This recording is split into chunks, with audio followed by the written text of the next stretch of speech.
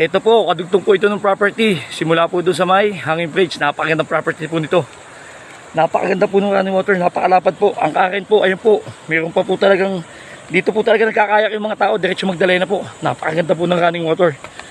Kagandahan po nito, accessible po ang electrical drinking water. Ang dami po taminim na fruit bearing.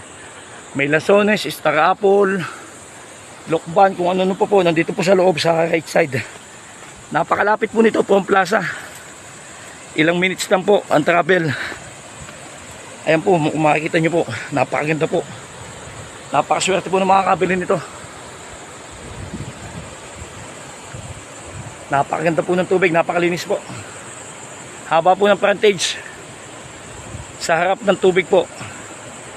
Baka hindi lang po 500 meters o more than pa po. Ayan po, ganda po ng current.